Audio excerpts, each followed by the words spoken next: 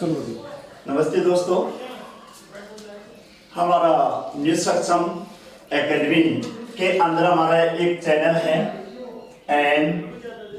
NVS। इसी सक्षम का हमारा चैनल है NVS एकेडमी। इसके ऊपर हमने पहले से मौर्य वंश के हमने 3 वीडियो यहाँ पर डाल दिए थे। आज हमारा चौथा वीडियो चालू होगा हमारा NVS एकेडमी के ऊपर ही। चौथा वीडियो हम यहाँ पर प्रारंभ कर रहे हैं दोस्तों। तीसरा वीडियो की अगर हम बात करें तो तीसरा वीडियो के अंदर हमारा था सम्राट अशोक, और सम्राट अशोक के अंदर हमने सम्राट अशोक के जो 8 स्थानों से हमें 14 विलेख मिले थे, इनके बारे में हमने चर्चा कर ली थी।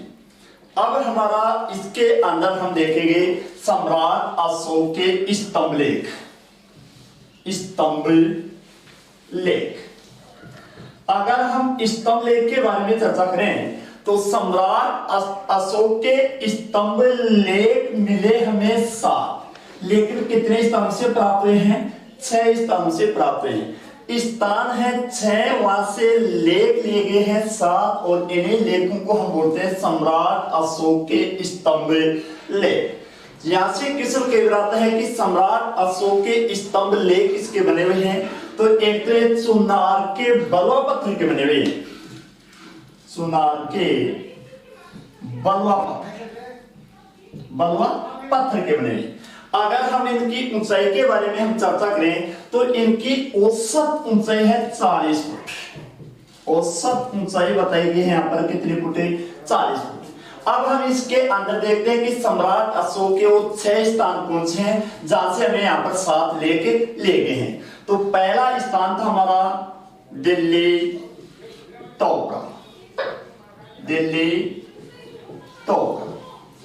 दूसरा स्थान हमारा यहां पर है दिल्ली मेरठ। तीसरा स्थान हमारा इलाहाबाद कौशाम्बी।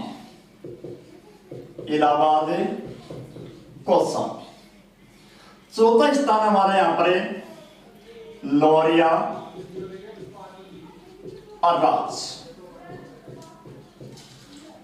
पांचवा है हमारा लौरिया नंदगढ़, और छठा स्थान हमारे यहां पर है रामपुर। तो सम्राट अशोक के हमें यहां पर कुल कितने स्थान प्राप्त हुए थे? 6। यहां से हमें लेख कितने मिले हैं? 7। इन्हीं को हम स्तंभ लेख के बारे में हम चर्चा करते हैं। हमारा जो अशोक के बारे में जो क्वेश्चन बनता है स्तंभ लेखों से संबंधित है, इसके बारे में हम चर्चा करते हैं कि सम्राट अशोक का दिल्ली टोपरा पहला स्तंभ लेख है। ये मूलतः कहां पर था? टोपरा में, और ये टोपरा पड़ता है वर्तमान हरियाणा के अंबाला जिले में। टोपरा कहां पर है? हरियाणा के अंबाला जिले के अंदर, लेकिन ये वर्तमान में कहां पर है? दिल्ली के अंदर। तो हमारा क्वेश्चन यहां से बन जाता है कि टोपरा से दिल्ली स्थानांतरित करने वाला शासक कौन था? उस शासक का नाम पूछ लेता है। तो हमारा यहां पर शासक था फिरोज शाह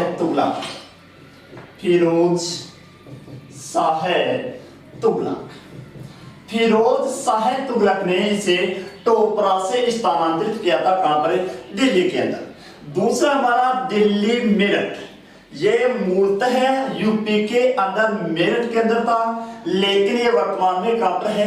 दिल्ली में। तो इसको मेरठ से दिल्ली स्थानांतरित करने वाला शासक कौन था?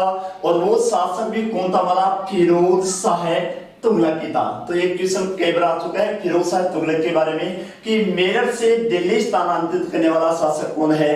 तो वो हमारा शासक होगा फिरोज शाह तुगलक होगा। तीसरा विलेख के बारे में हम चर्चा करें, काफी इंपोर्टेंट यहाँ पर विलेख इलाहाबाद कौशाम्बी अभिलेख। कौशाम्बी मूलतः ये कौशाम्बी में था। कौशाम्बी हमारे यूपी के अंदर पड़ता है, लेकिन ये वर्तमान में कहां पर है? इलाहाबाद के अंदर है। अब ये हाल ही के अंदर 2018 के अंदर इलाहाबाद का नाम परिवर्तित हो गया और इसको बोल दिया गया है प्रयागराज। तो इसको हम बोल सकते हैं इलाहाबाद कौशाम्बी या प्रयागराज कौशाम्बी के नाम से भी जाना जाता है। कौशाम्बी योगी सरकार ने इसी इलाहाबाद का नाम परिवर्तित किया था और इसी का नाम है प्रयाग राज। दोस्तों मैं पहले आपको बता देता हूं कि इलाहाबाद, इसका इलाहाबाद नाम कब किया गया था और इसको वापस प्रयागराज ही क्यों बनाया गया था, इसके बारे में हम चर्चा करते हैं। देखो, इसका पहले इलाहाबाद का नाम प्रयागराज ही था, लेकिन क्या हुआ था, अकबर ने इसको 1583 के अंदर अकबर ने इसका नाम रख दिया था इलाहाबाद, और 2018 के अंदर योगी सरकार ने इसी इलाहाबाद का नाम फिर से परिवर्तित कर दिया प्रयागराज। तो दोस्तों आपको पता होना चाहिए, पहले इलाहाबाद का नाम प्रयागराज ही था, लेकिन अकबर ने क्या किया था, 1583 के अंदर इसी प्रयागराज का नाम चेंज करके क्या कर दिया था, इलाहाबाद, और 2018 के अंदर योगी सरकार ने फिर से इलाहाबाद का नाम परिवर्तित कर दिया और इसे प्रयागराज के नाम से जाना जाता है वर्तमान में। अब हमारा क्वेश्चन के बारे आता है कि इलाहाबाद कौशाम्बी स्तंभ लेख है जो हमारा, ये कितने शासकों से संबंधित माना गया है। तो ये 3 शासकों से संबंधित माना गया था। एक तो इसको बनाने वाला कौन था, सम्राट अशोक।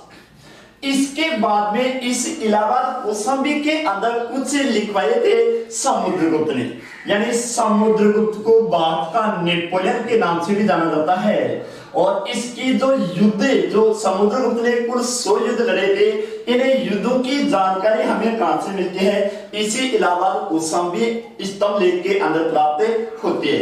तो एक तो इस कौशाम्बी अभिलेख के अंदर इलाहाबाद अभिलेख है, इसमें 3 शासकों के बारे में चर्चा की गई है।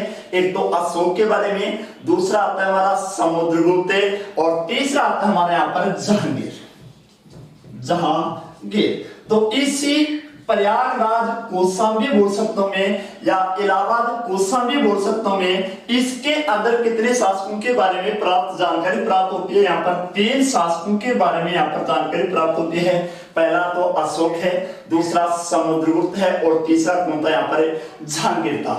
अगर हम चौथे अभिलेख के बारे में चर्चा करें तो चौथा है लोरिया राज, लोरिया नंदगढ़, और हमारा छठा है रामपुरवा। ये तीनों अभिलेख वर्तमान में कहां पर हैं, बिहार में। और बिहार के अंदर एक जिला है कौन सा, चंपारण जिला। चंपारण जिले के अंदर बिहार में पड़ता है चंपारण जिला, और इसी के अंदर है सम्राट अशोक के तीनों स्तंभ लेख प्राप्त हुए हैं, और ये वर्तमान में वहीं पर है जहां पर पहले थे। अब अगर यहाँ पर एक शब्द है चंपारण, महात्मा गांधी, आपसे चंपारण से मैं यहाँ पर आपको 2 किस्मों की चर्चा करता हूं। देखो कि महात्मा गांधी जी का प्रथम सत्याग्रह कहां पर हुआ था। तो महात्मा गांधी जी का प्रथम सत्याग्रह हुआ था दक्षिणी अफ्रीका के अंदर, दक्षिणी अफ्रीका में। क्वेश्चन की तरफ ध्यान रखना, महात्मा गांधी जी का प्रथम सत्याग्रह कहां पर हुआ, दक्षिणी अफ्रीका के अंदर। अगर क्वेश्चन आ जाए कि महात्मा गांधी जी का भारत में प्रथम सत्याग्रह कहां पर हुआ था, तो उत्तर होगा हमारा चंपारण के अंदर है। और महात्मा गांधी जी ने 1917 के अंदर भारत में अपने सत्याग्रह का प्रयोग किया था, और इसी चंपारण के अंदर इसने यहाँ पर प्रयोग किया था। तो ये तो थे हमारे सम्राट अशोक के स्तंभ लेख, जो स्थान हमारे 6, वहां से लेख लिए गए हैं 7। ये चुनार के बलवा पत्थर से बने हुए हैं। इनकी औसत ऊंचाई बताई गई है 7 फुट। पहला कौन सा देखो दोस्तों, दिल्ली टोपरा। टोपरा पड़ता है हरियाणा के अंबाला जिले में, लेकिन ये वर्तमान में कहां पर है, दिल्ली में। तो टोपरा से दिल्ली स्थानांतरित करने वाला शासक कौन था, फिरोज शाह तुगलक था। दूसरा है दिल्ली मेरठ, मेरठ यूपी में पड़ता है। इसे मेरठ से दिल्ली स्थानांतरित करने वाला भी शासक कौन था, फिरोज शाह तुगलक ही था, जो तुगलक वंश का शासक था। तीसरा है इलाहाबाद कौशाम्बी। ये मूलतः कहां पर था, कौशाम्बी में था, लेकिन ये वर्तमान में कहां पर है, इलाहाबाद के अंदर है। और कौशाम्बी से इलाहाबाद लेकर आने वाला शासक कौन था, हमारा अकबर। अकबर को एक अशिक्षित, इतिहास का अशिक्षित शासक के नाम से भी जाना जाता है। किसको? अकबर को। तो कौशाम्बी से इलाहाबाद लेकर आने वाला कौन था? अकबर था। इसी इलाहाबाद के अंदर जो प्रयाग प्रशस्ति है, इसी प्रयाग प्रशस्ति से हमें जानकारी प्राप्त होती है समुद्रगुप्त के अंदर। तो इलाहाबाद स्तंभ लेख से हमें कितने शासकों के बारे में चर्चा की गई है? 3 शासक हैं, सम्राट अशोक है, समुद्रगुप्त है और तीसरा हमारा कौन है? जहांगीर है। लौर्या राज, लौर्या नंदगढ़ और रामपुरवा ये हमारे वर्तमान में बिहार के चंपारण जिले के अंदर स्थित हैं। तो ये तो थे दोस्तों हमारे सम्राट अशोक के स्तंभ लेख। अब हम चर्चा करेंगे इसके अलावा भी सम्राट अशोक ने और क्या बनवाए थे। तो सम्राट अशोक ने इसके अलावा गुहा लेख भी बनवाए थे। तो इसके बारे में हम यहाँ पर चर्चा करेंगे कि सम्राट अशोक के गुहा लेख कितने हैं, ये वर्तमान में कहां पर स्थित हैं, इसके बारे में हम दोस्तों चर्चा करेंगे।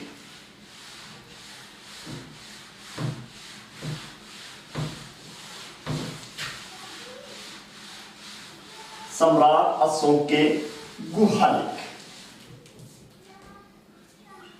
गुहा लेख, गुहा लेख। देखो दोस्तों, गुहा का मतलब होता है गुफा। तो सम्राट अशोक ने यहां पर कुल 4 गुफाओं का निर्माण करवाया था। अब ये गुफाएं कहां पर हैं और ये किस धर्म से संबंधित हैं, ये 4 गुफाएं कौन कौन सी हैं, इसके बारे में हम दोस्तों यहां पर हम चर्चा करेंगे। तो मैं आपको बता दूं कि ये गुहा लेख है वर्तमान बिहार के अंदर, जिला है गया जिला। वर्तमान बिहार के अंदर गया जिले के अंदर एक पहाड़ी है, 12 बार की पहाड़ियां, 12 बार की पहाड़ियां इन 12 बार की पहाड़ियों में सम्राट अशोक ने आजीविक धर्म, ध्यान रख लेना, आजीविक संप्रदाय या धर्म, आजीविक संप्रदाय के अनुयायियों के लिए उसने 4 गुफाओं का निर्माण किया था। अगर पहाड़ियों का नाम पूछेगा तो पहाड़ी कौन सी है? 12 बार की पहाड़ियां हैं। कहां पर हैं? बिहार के अंदर गया जिले में है। कौन से धर्म से संबंधित है ये गुहा लेख? तो ये हमारा धर्म कौन सा हो गया? आजीविक संप्रदाय के अनुयायियों के लिए उसने 4 गुफाओं का यहाँ पर निर्माण किया था। अब देखते हैं दोस्तों वो 4 गुफाएं कौन सी हैं। विश्व झोपड़ी, दूसरी है कारण, तीसरी है सुदामा और चौथी है चौपर। यहां पर गुफाएं कितनी होगी? 4 होगी। विश्व झोपड़ी, कारण, सुदामा और चौपर, इन्हें 4 गुफाओं का भी निर्माण करवाया था सम्राट अशोक ने। और ये कौन से धर्म से संबंधित हैं? तो ये आजीविक संप्रदाय से संबंधित हैं। तो ये थी हमारे सम्राट अशोक की 4 गुफाएं जिनको हम गुहा लेख के नाम से भी जाना जाता है। इसके बाद में हम देखते हैं कि इसके अलावा भी क्या सम्राट अशोक ने किसी शहर का या किसी नगर का निर्माण भी करवाया था। तो सम्राट अशोक के जीवन काल में सम्राट अशोक ने यहाँ पर कुल 2 शहर बसाए थे।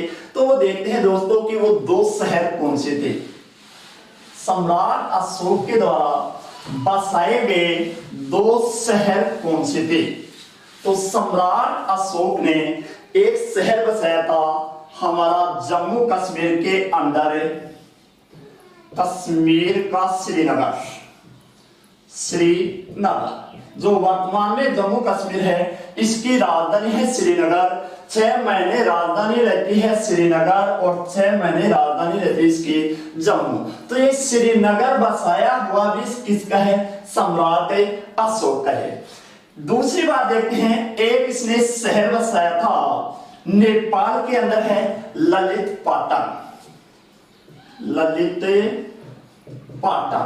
और इसी को वर्तमान में बोला गया है देव पाटन। ललित पाटन या देव पाटन। तो सम्राट अशोक ने दो शहर बसाए हैं, श्रीनगर ये हमारे जम्मू कश्मीर के अंदर है, और दूसरा शहर बसाया था इसने कौन सा, ललित पाटन या देव पाटन। ललित इसका नाम क्यों रखा गया और देव इसका नाम क्यों रखा गया, क्योंकि सम्राट अशोक की एक बहन थी और इसी का नाम था ललिता।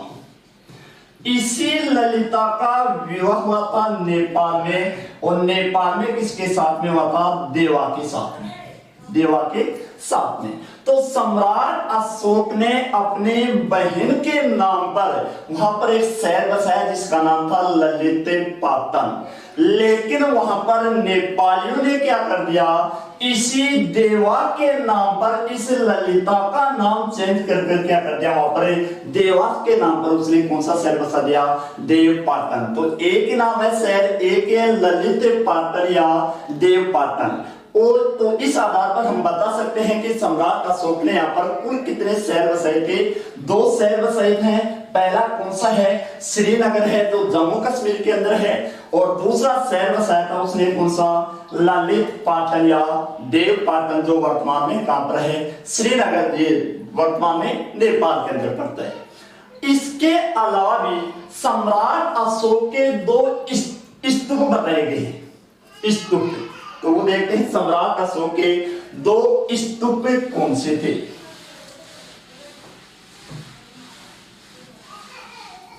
सम्राट अशोक के स्तूप, सम्राट अशोक ने यहां पर कुल कितने स्तूप बनवाए थे, दो स्तूप बनाए थे। एक है सांची का स्तूप, सांची का स्तूप। पहला देखते हैं सांची का स्तूप, ये वर्तमान में कहां पर है, एमपी के अंदर यानी मध्य प्रदेश के अंदर। यहां से कई क्वेश्चन आता है कि भारत का सबसे बड़ा स्तूप कौन सा है। पहला क्वेश्चन बनता हमारा, भारत का सबसे बड़ा स्तूप कौन सा है। और एक क्वेश्चन यहीं से आता है हमारा कि विश्व का सबसे बड़ा स्तूप कौन सा है, विश्व का सबसे बड़ा स्तूप, सबसे बड़ा स्तूप। देखो दोस्तों, अगर भारत के बारे में पूछेगा कि भारत का सबसे बड़ा स्तूप कौन सा है, तो भारत का तो सबसे बड़ा स्तूप कौन सा है, सांची का स्तूप है, जो कहां पर है, एमपी के अंदर स्थित है। अगर विश्व का सबसे बड़ा स्तूप के बारे में हम चर्चा करें तो विश्व का सबसे बड़ा स्तूप है बोरोबुदुर का स्तूप, बोरोबुदुर का स्तूप, जो वर्तमान में कहां पर है, इंडोनेशिया, इंडोनेशिया। इंडोनेशिया के अंदर भी एक द्वीप है, जावा द्वीप, जावा द्वीप। और इसी जावा द्वीप के अंदर शैलेंद्र राजाओं के द्वारा इस बोरोबुदुर द्वीप स्तूप का निर्माण करवाया गया था, और ये इंडोनेशिया के अंदर जावा द्वीप के अंदर है। तो दो क्वेश्चन हमारे यहाँ पर बनते हैं कि भारत का सबसे बड़ा स्तूप कौन सा है, सांची का स्तूप है। अगर इसे हम ऐसे पूछ लिया जाए कि विश्व का सबसे बड़ा स्तूप कौन सा है, तो विश्व का सबसे बड़ा स्तूप है बोरोबुदुर का स्तूप है, जो वर्तमान में कहां पर है, इंडोनेशिया के अंदर है, जावा द्वीप के अंदर है। और ये इंडोनेशिया के अंदर शैलेंद्र राजाओं के द्वारा यहां पर इसको बनाया गया था।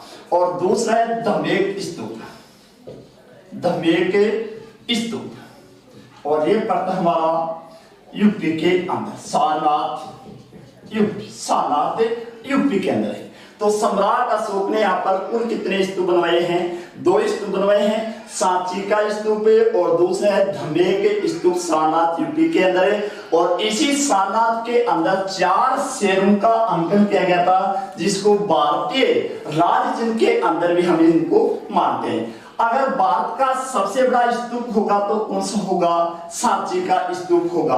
अगर ऐसे पूछ लिया जाए कि भारत की सबसे प्राचीनतम इमारत कौन सी है, इमारत, भारत की सबसे प्राचीनतम इमारत कौन सी है? तो भारत की सबसे प्राचीनतम इमारत भी किसको माना गया है? सांची के स्तूप को भारत की सबसे प्राचीनतम इमारत मानी गई है।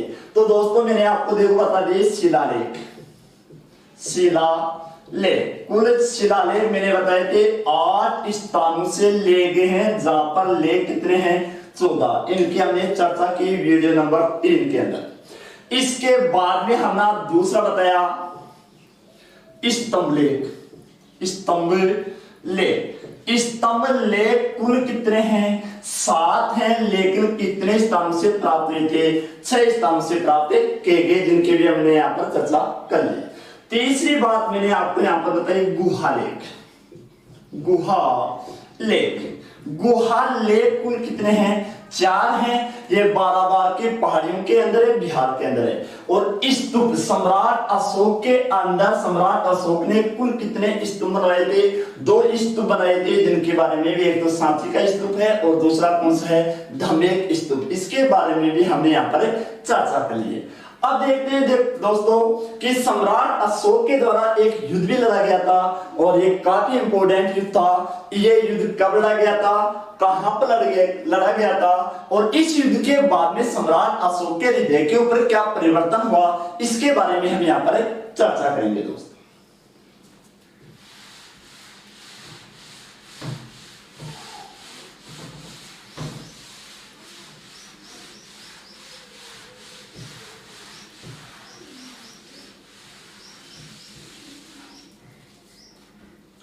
सम्राट अशोक का एक युद्ध है, युद्ध का नाम है कलिंग युद्ध, कलिंग युद्ध। क्वेश्चन देखना दोस्तों यहां से कैसे कैसे क्वेश्चन आता है और कब ये क्वेश्चन यहां पर आ भी चुका है, कि यहां पर क्वेश्चन भी बन चुके हैं। सम्राट अशोक ने कलिंग विजय कब की? 261 ईसा पूर्व के अंदर।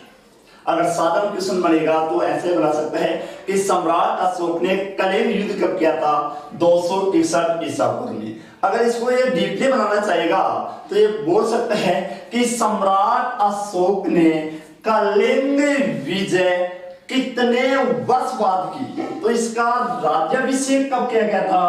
269 ईसा पूर्व के अंदर। तो हमारा उत्तर होगा 8 वर्ष बाद, 8 वर्ष बाद। यानी सम्राट अशोक ने अपने राज्याभिषेक के 8 वर्ष बाद कौन सा युद्ध किया था? कलिंग युद्ध किया था। मैं आपको पहले बता देता हूं कि ये कलिंग वर्तमान उड़ीसा को बोला गया है, और उड़ीसा की उस समय राजधानी होती थी तोसली या तोसाली, तोसली या तोसाली। वर्तमान उड़ीसा को ही क्या बोला गया है?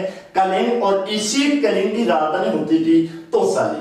उस समय कलिंग का शासक कौन था? नंदराज, नंदराज। और इसकी पुत्री थी कारुवाकी, कारुवाकी। देखने से दोस्तों नंद वंश का ही कोई राजा है जिसका नाम था नंदराज।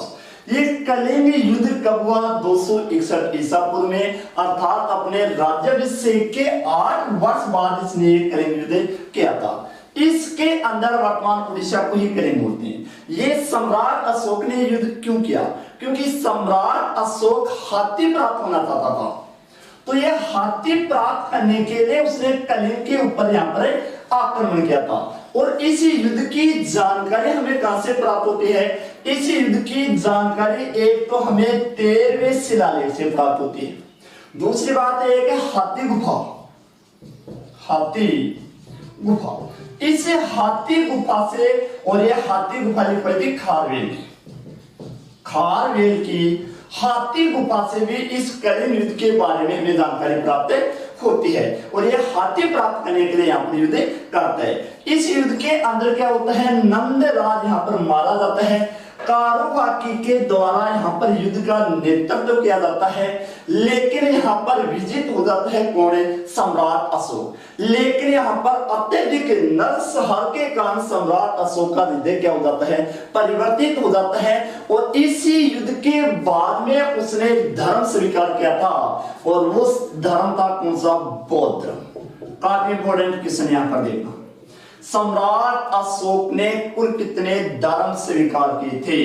तो सम्राट अशोक ने यहां पर कुल अपने जीवन काल के अंदर उसने 3 धर्म स्वीकार किए थे। पहला धर्म था शैव धर्म, दूसरा था बौद्ध धर्म और तीसरा था सांप्रदायिक, जिनको हम बोल सकते हैं।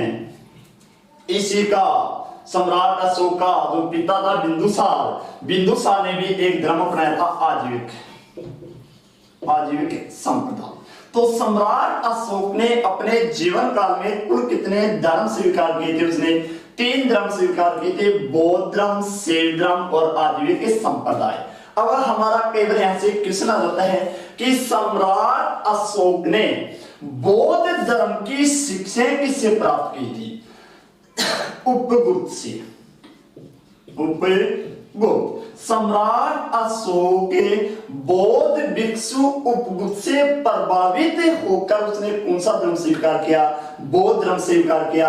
या सम्राट अशोक ने कौन से यानी बौद्ध शिक्षा किससे प्राप्त की थी? तो उपगुप्त से प्रभावित होकर इसने बौद्ध धर्म स्वीकार किया था। क्वेश्चन आता है कि सम्राट अशोक ने अपने जीवन काल में कुल कितने धर्म स्वीकार किए थे? तो उसने कुल यहाँ पर 3 धर्म स्वीकार किए थे, बौद्ध धर्म, शैव धर्म और आजीविक धर्म। ये 3 धर्म इसने यहाँ पर प्रभावित किए थे। सम्राट अशोक बौद्ध धर्म से इतना प्रभावित हो गया था कि इसने अपने ही शासन काल में बौद्ध धर्म के अंदर तृतीय संगीति का यहाँ पर आयोजन किया था। इसकी भी दोस्तों हम यहाँ पर चर्चा करते हैं कि सम्राट अशोक ने तृतीय बौद्ध संगीति का आयोजन कहां पर किया था, कब किया था और इसकी अध्यक्षता किसके द्वारा की गई थी? तो तृतीय बौद्ध संगीति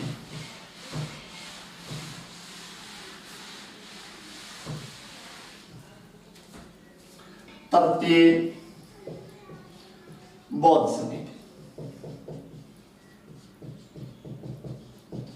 सम्राट अशोक ने अपने जीवन काल में 250 ईसा पूर्व, अगर ऑप्शन में 250 नहीं है तो चलेगा 249 ईसा पूर्व।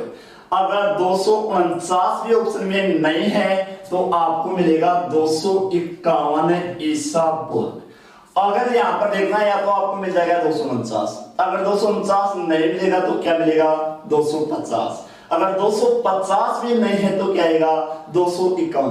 मान लो कि तीनों ऑप्शन में है कि 249 भी है और 250 भी है और 251 ईसा पूर्व है, तो हमें पहली वरीयता देनी होगी किसको?